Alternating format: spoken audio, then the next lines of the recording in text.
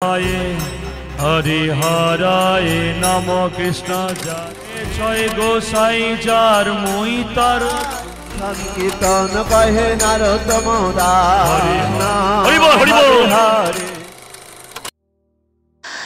So finally সেই দিনটা চলেই আসলো যেই দিনটার জন্য প্রতি বছর আমি অপেক্ষা করে থাকি। ইয়েস, মায়াপুর। মায়াপুর অনেক ছোট থেকে আমি আসি, কিন্তু আগের মাহাত্ম্য এতটা বুঝতাম না। যত দিন যাচ্ছে, যত ম্যাচিওর হচ্ছি, তত শ্রীকৃষ্ণের প্রতি টান গভীরতা বেড়েই চলেছে। আজকে আমার এই ব্লগের মাধ্যমে তোমাদের সাথে শেয়ার করব মায়াপুর জার্নি। এখন আমার জীবনে আমার বন্ধু, আমার গাইডার, আমার সঙ্গী সব উনি। হরে কৃষ্ণ।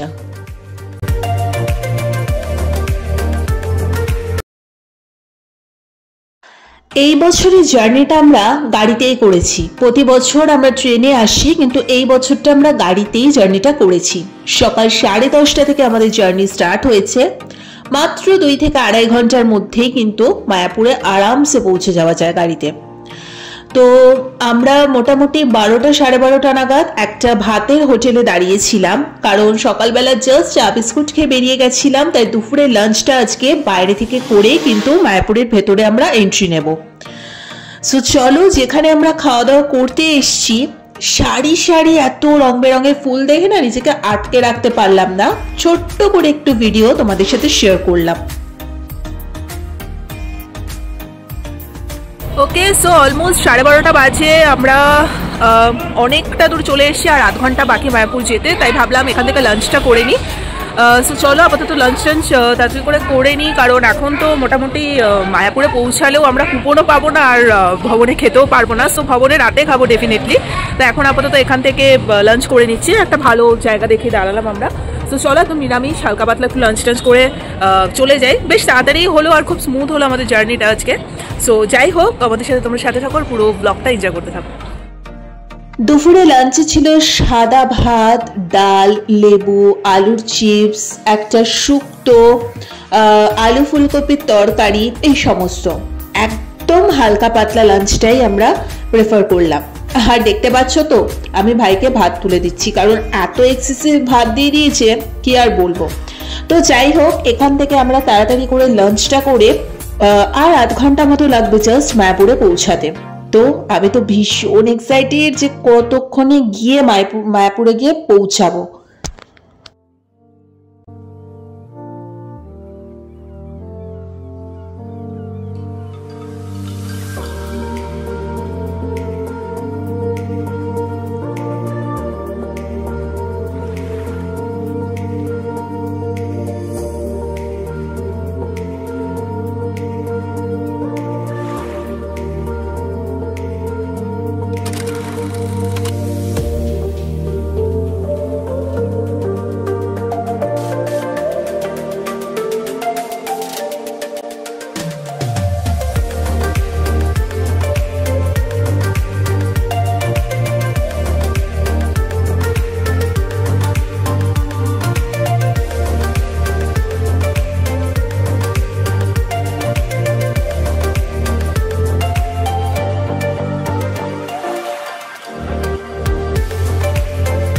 ওকে, সো তোমাদের সাথে আমি এই ব্লগে কিন্তু কোথায় থাকছি সেটা শেয়ার করবো না, মানে পুরোটা ইন ডিটেলসটা আমি দেখাবো না। আমরা অলরেডি চলে এসেছি, তো লাগেজ টাগেজ সমস্ত রেখে দিয়েছি। আর এত সুন্দর না এই জায়গাটা, মানে কি বলবো।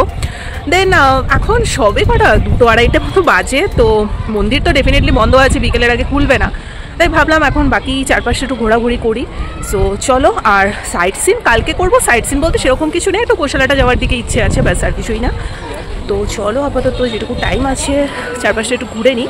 আর হালকা হাওয়া দিচ্ছে, দুর্দান্ত রোদ, আর চারপাশ এত সুন্দর সাজানো গোছানো, খুব ভালো লাগছে অ্যাকচুয়ালি।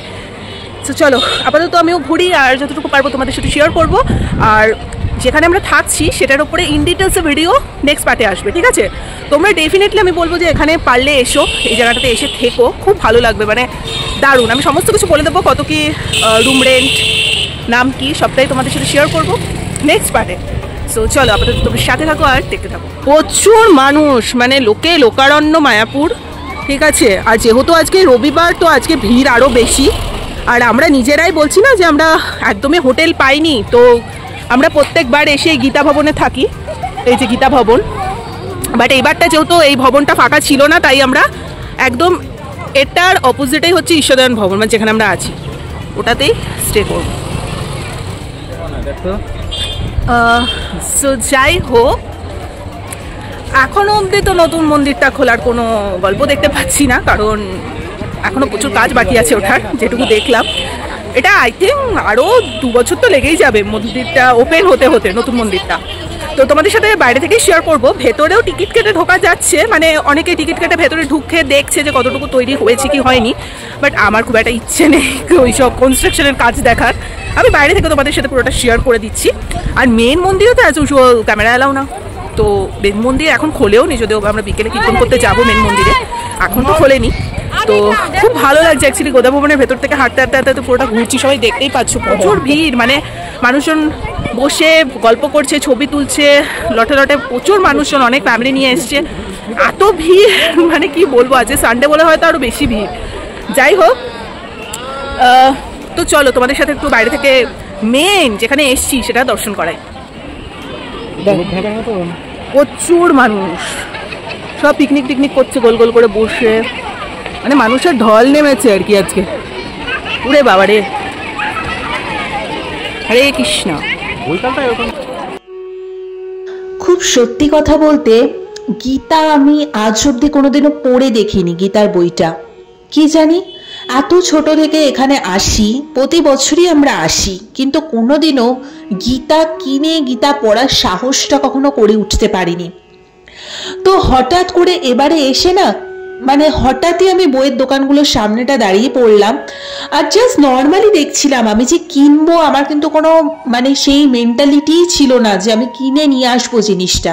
কিন্তু যখন কিনতে গেলাম, ওখানে ওনারা বললেন যে ভগবান যদি না চাইতো তোমার হাতে কিন্তু এবছরে তুলে দিত না গীতাটা, কারণ এত ছোট থেকে আসছো, কখনো কিন্তু তুমি অনুভবই করনি যে গীতা পড়া উচিত বা গীতাটা পড়া দরকার। হ্যাঁ, ডেফিনেটলি আমি মহাভারত দেখেছি, গীতার স্টোরি জানি আমি, সমস্ত কিছুই, কিন্তু সেগুলো লোক মুখে শোনা, ভিডিওতে দেখা, সেভাবে নিজে যে এইভাবে বই কিনে সবটা উচ্চারণ করে পড়া, এই দুঃসাহসটা কোনোদিনও করতে পারিনি। সবই হচ্ছে ওনার ইচ্ছে। সত্যিই তো আজকে ওনার ইচ্ছে ছাড়া আমার হাতে কি করে আসলো বইটা, বা আমার মন থেকেই বা কি করে ইচ্ছে হলো যে না এবারে আমি সাহস করে বইটা নিয়েই যাই। মানুষ যত ডে বাই ডে বড় হয়, যত ম্যাচিওর হয়, তত তার টেস্ট অনেক পাল্টাতে থাকে। আর আমি সবাইকে এটাই বলবো, দিনে দিনে আস্তে আস্তে একটু ভগবানের নাম জপ করা সকলে শুরু করো, মন অনেক শান্ত হয়ে যাবে, শুদ্ধ হয়ে যাবে। আর এই যে বিশাল বড় মন্দিরটা, এটা কিন্তু এখনো অবধি তৈরি হয়নি, আশা করি 2-3 বছর তো মিনিমাম লাগবেই। তো যবে এই মন্দিরটা ওপেন হবে তবে তো অবশ্যই আবারও আসবো। এত সুন্দর নিখুঁত কাজ হচ্ছে না এখানে, তোমরা আশা করি পুরোটা দেখেই বুঝতে পারছো, যার জন্য প্রচুর সময় লাগছে আসলে এটা তৈরি হতে। বিশাল বড় এরিয়া জুড়ে প্রচুর কোটি কোটি টাকা বাজেটের এই জিনিসটা তৈরি করা হচ্ছে।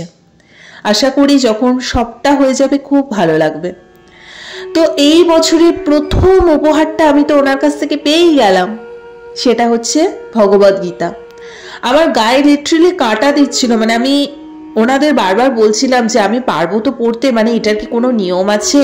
ওনারা বললো মন শুদ্ধ থাকলে কোনো নিয়মের দরকার নেই। তো তোমার মন শুদ্ধ থাকলে তুমি সন্ধেবেলা পড়ো, রাতে পড়ো, সকালে পড়ো, ডাজ নট ম্যাটার। মনে সবসময় পজিটিভিটি আনতে হবে, তবেই তুমি পড়তে পারবে। আলাদা করে অত নিয়ম নিষ্ঠা, অত লোক দেখানো না হলেও চলবে। তো ওনাদের থেকে যখন এই ইন্সপিরেশনটা পেলাম, আমার আরও বেশি ভালো লাগলো।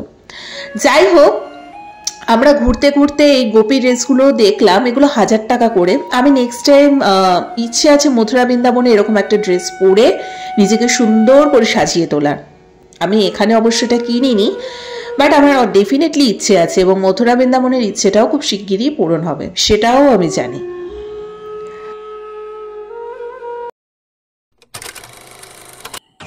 সো দুপুরবেলা রুমে আসলাম, এসে একটু রেস্ট নিলাম। তারপর সন্ধ্যেবেলা রেডি টেডি হয়ে একটু হালকা ফুলকা একটু স্ন্যাক্স কিছু খাবো, একটু চা নিলাম। আর এই দোকানটাতে না খুব সুন্দর সুন্দর ভেজ সমস্ত স্ন্যাক্স পাওয়া যাচ্ছিল, তো একটু খিদেও পেয়ে গেছিল, তাই বেশ কিছু স্ন্যাক্স নিয়ে নিলাম। চা ছিল, নলেন গুড়ের রসগোল্লা ছিল, দেন এই কেকগুলো হচ্ছে ওখানকার স্পেশালিটি। একটা ডোনাট নিলাম আর ভেজ বার্গার নিলাম। তো সবাই মিলে ঝুলে খেলাম। এবারে চলো তোমাদের সাথে একটু সন্ধ্যা আরতি শেয়ার করি।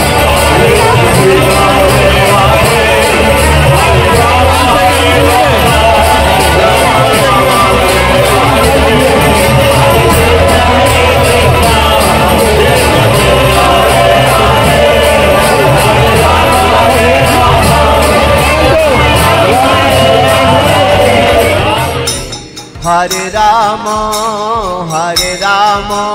রাম রাম হরে। অনেকক্ষণ সন্ধ্যা আরতি দেখলাম, মোটামুটি 8টা পর্যন্ত।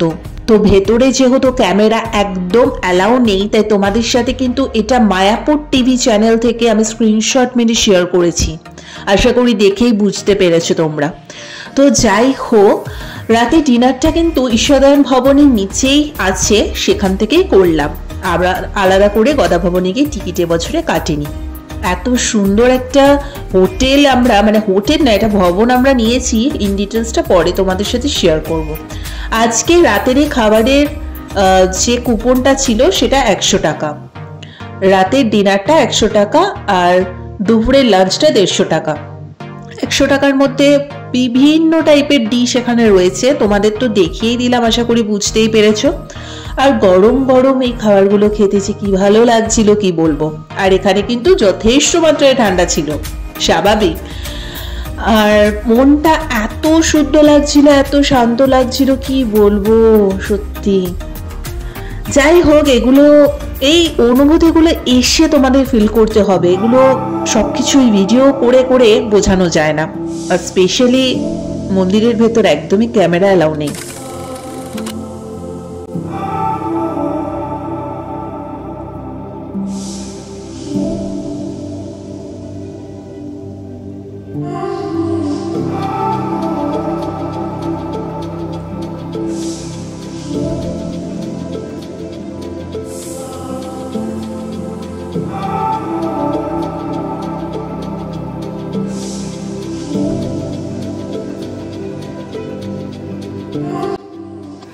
সকলকে সুপ্রভাত, হরে কৃষ্ণ। আজকে হচ্ছে লাস্ট দিন। তো ভোরবেলা ঘুম থেকে উঠে পড়েছি, এখন 7টা বাজে। আর এত সুন্দর কুয়াশাচ্ছন্ন সকালটা দেখতে খুব ভালো লাগছিল। আর এখানে কিন্তু খুব ভালো মাত্রায় ঠান্ডা ছিল। তো চলো তাড়াতাড়ি করে স্নান টান করে রেডি হয়ে আজকে বেরিয়ে পড়বো। সকাল সকাল আজকে একটু ইচ্ছে আছে গোশালার দিকে যাওয়ার। তো সকালে একটু চা বিস্কিট না হলে তো দিনটা আমাদের শুরুই হয় না। একটু চা বিস্কিট খেয়ে আমি মা ভাই, ভেতরেই টোটোগুলো পাওয়া যায়, ওরা 30 টাকা করে নিল, মানে 10 টাকা করে পার পার্সন। আমরা 3 জন ছিলাম বলে 30 টাকা নিল। তো এই টোটোগুলো করে আমরা চলে গেলাম ডাইরেক্ট গোশালা। গরু ছিল, ভগবানের গরু ছিল কত, নন্দ মহারাজের গরু ছিল 9 লক্ষ, বুঝেছে? 9 লক্ষ মানে 9 লাখ। আমাদের এখানে 400-500 গরু আছে। আর ভগবানের গরু ছিল কত? 9 লাখ। সেই 9 লাখ গরু পালন করছিল বলি ভগবানের একটা নাম হলো কি? গোবিন্দ গোপালা, গোপালা। টোটোর দাদা আমাদেরকে শ্রীকৃষ্ণদেবের বিভিন্ন মাহাত্ম্যের গল্পগুলো শোনাচ্ছিল এবং গোবিন্দ নাম কেন হয়েছে সেই কাহিনীও উনি আমাদেরকে বলতে বলতে নিয়ে আসছিল। তো তারপরে আমরা যথারীতি গোশালাতে এসে পৌঁছালাম এবং এত বিশাল এরিয়া জুড়ে গোশালা দেখতে দেখতে আমাদের কি করে সময় চলে গেল সত্যি বুঝতে পারলাম না। একদম সামনেই রয়েছে ডোনেশনের একটা বোর্ড, এখানে তোমরা দেখে যদি গরুদের কিছু ডোনেশন করতে চাও দিতে পারো। এত সারি সারি সব গোমাতাদের দেখে কি ভালো লাগলো। আমরা না সাধারণত নর্মাল যেরকম আমাদের এলাকার গরুগুলো দেখলে একটু ভয় লাগে যদি গুঁতো ফুতো দিয়ে দেয়, কিন্তু ওখানকার গরুগুলো এত সুন্দর, মানে ওরা লিটারেলি আদর খাওয়ার জন্য মুখ বাড়িয়ে থাকে। তুমি যতই ওদেরকে আদর করো, ওদের মানে কখনো ওরা বিরক্ত হয় না বা গুঁতো দেয় না। মানে সত্যি ওখানে যে অদ্ভুত রকম শ্রীকৃষ্ণদেবের একটা মাহাত্ম্য রয়েছে, প্রতি পদে পদে যেন আমরা ফিল করতে পারি। আর মা তো এখানে আদর করেই যাচ্ছে, আর উনি তো আদর খেয়ে যাচ্ছে, ভাইও যথারীতি আদর করছে। আর আমি একটু খাওয়াচ্ছিলাম, একটু বিছুরি টিছুরি খাওয়াচ্ছিলাম। আর বাদ বাকি প্রচুর গরু এখানে আছে, যেগুলোকে হয়তো অন্য জায়গায় আপাতত নিয়ে যাওয়া হয়েছে। আর একদম সকালবেলা গেছি তো, দেখতেই পাচ্ছ সব এখন ধোয়াধুয়ি চলছে, গোশালাটা পুরো দেখতে এত ভালো লাগছিল। বিভিন্ন সাইজের এখানে ষাঁড়, বলদ, গরু সমস্ত কিছু রাখা রয়েছে। খুব ভালো লাগছিল সত্যি কথা এখানে দেখতে। আর সকাল সকাল এসব দেখার মানে একটা ইয়েই আলাদা, কি বলবো। সত্যি মনে হয় যে এখানেই সারা জীবনের জন্য থেকে যাই। মানে মায়াপুরটা ছেড়ে সত্যিই যেতে ইচ্ছে করে না। ইনফ্যাক্ট শুধু মায়াপুর কেন, যে কোনো তীর্থস্থানই হোক বা যেখানেই আমরা ঘুরতে যাই না কেন, ওখান থেকে আসতে আর ইচ্ছে করে না। মনে হয় যেন সারা জীবন যদি থেকে যেতে পারতাম ওখানে। অন্যান্য জায়গায় ঘুরতে যাওয়ার বিষয়টা আলাদা, তখন মনে হয় কতক্ষণে বাড়ি যাব। কিন্তু ভগবানের স্থানে ঘুরতে আসলে মনে হয় সারা জীবন এখানে থেকে গেলেই ভালো হয়। সব কিছুর একটা আলাদা আলাদা অনুভূতি। এই ষাঁড়টা কি সুন্দর, আর শিংটা দেখো, দেখেই যেন ভয় লেগে যাচ্ছে। তো যাই হোক, যথারীতি অনেকক্ষণ এখানে আমরা সময় কাটালাম। তারপর আমি একটু সুন্দর করে গৌমাতাকে একটু খাবার দাবার খাইয়ে ওখান থেকে আমরা যথারীতি বেরিয়ে গেলাম। সকালে একটু ব্রেকফাস্টও করেছি, সে পার্টটা শেয়ার করিনি। একটু ধোসা খেয়েছি, একটু কচুরি খেয়েছি, সেগুলো কিছু শেয়ার করিনি। তারপরে সোজা মেন মন্দিরে চলে গেছি। মেন মন্দিরে গিয়ে আমরা পুরো কীর্তন করেছি। কীর্তনের ভিডিওটা আগের পার্টে আমি শেয়ার করে দিয়েছি, যারা দেখোনি একদম ফার্স্ট যে ভিডিওটা ছেড়েছি সেটা হচ্ছে আমাদের কীর্তনের ভিডিও। ওখানে মায়াপুর টিভিতে যতটুকু আমাদেরকে দেখিয়েছে ততটুকু তোমাদের সাথে স্ক্রিনশট করে আমি শেয়ার করেছি, স্ক্রিন রেকর্ডিং করে। ঠিক আছে, ওটা তোমরা ডেফিনেটলি একটু দেখে নিও কষ্ট করে। ঠিক এই ভিডিওটার আগের ভিডিওতেই আমি কীর্তনটা শেয়ার করেছিলাম। তো চলো কীর্তন করে এবারে আস্তে আস্তে বেরোনো যাক।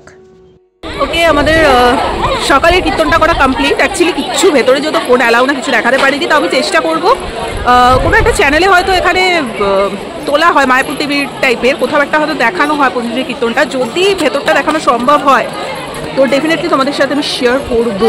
ঠিক আছে, এখন চলে যাচ্ছি ঈশ্বরদান ভবনের নিচে। আমাদের লাঞ্চ দেবে, কুপন কাটা হয়ে গেছে, ওটাই খাবো এখন। তারপরে একটু টুকটাক একটু ছবি টবি তুলবো, তুলে আর যত গাড়ি নিয়ে এসছি অত তাড়াহুড়োও নেই, আরামসে খেয়ে দিয়ে রেস্ট নিয়ে তারপরে আমরা এখান থেকে বেরোবো। আর মিনিমাম সকালে কীর্তনে ঢুকেছি ঠিক 10:30, আর এখন 1টা বাজে বেরিয়েছি। মানে ওখান থেকে বেরোতে ইচ্ছে করে না। প্রত্যেকটা আলাদা আলাদা সমস্ত, মানে নরসিংহদেবের আলাদা কীর্তন, শ্রীকৃষ্ণদেবের আলাদা কীর্তন, শ্রী চৈতন্যদেবের আলাদা কীর্তন, সব করাতে পার্টিসিপেট করেছি। তো ওই জন্য অনেকটা লেট হয়ে গেল। বাট ঠিক আছে, চলো আবার 1টা বছর অপেক্ষা, তারপরে আসবো। তো অসুবিধা নেই, ভালোই লাগলো যে কীর্তন করতে। আর আমরা তো এখানে এসেছি তার জন্য। যাই হোক, তিলকটা হয়তো ঠিক করে বোঝা যাচ্ছে না। আমি সকাল সকাল আজকে আমরা 3 জনে তিলকও কেটে নিয়েছি। পরে সব ছবি টবিগুলো আপলোড করবো, তখন তোমরা দেখো।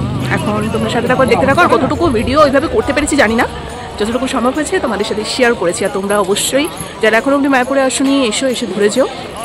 আর মেইন যে মন্দির সেটা এখন ওপেন হয়নি, যাই না, আরও হয়তো 2-3 বছর লাগবে ওটা ওপেন হতে। তো চলো আপাতত লাঞ্চটা করা যায়। তো যেমনটা তোমাদের বললাম যে 150 টাকা করে নিয়েছে। আজকের মেনুতে আরও বেশি অনেক কিছু অ্যাডিশন হয়েছে, তোমরা দেখতেই পাচ্ছ।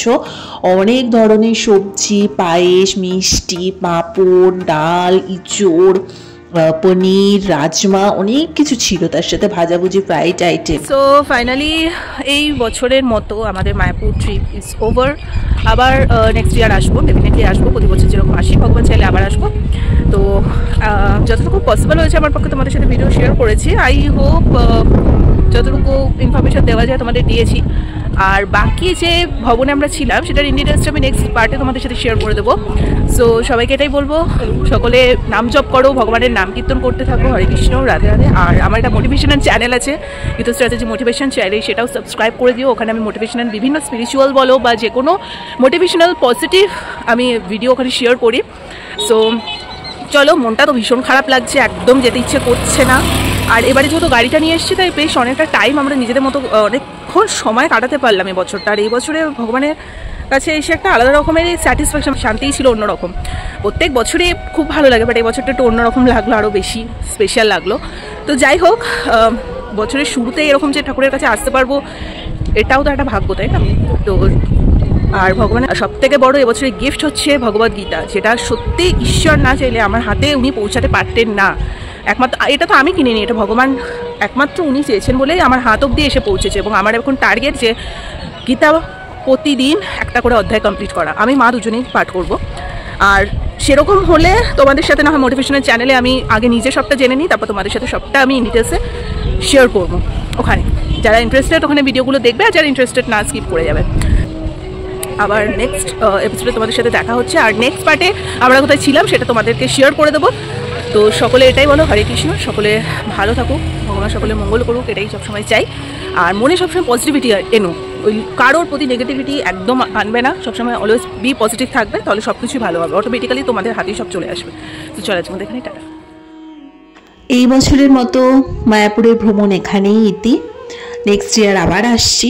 হরে কৃষ্ণ, রাধে রাধে। ভগবান সকলের মঙ্গল করুক, সকলে ভালো থেকো, সুস্থ থেকো। এবং আমার ভিডিওটা ভালো লেগে থাকলে লাইক, কমেন্ট, শেয়ার, সাবস্ক্রাইব করো। ডেফিনেটলি আমাকে কমেন্টে জানিও তোমাদের কেমন লাগলো এবারের মায়াপুরের ভ্রমণ, যেটা তোমাদের সাথে শেয়ার করলাম সেটা দেখতে। সো চলো আজকের মতো এখানেই, টাটা।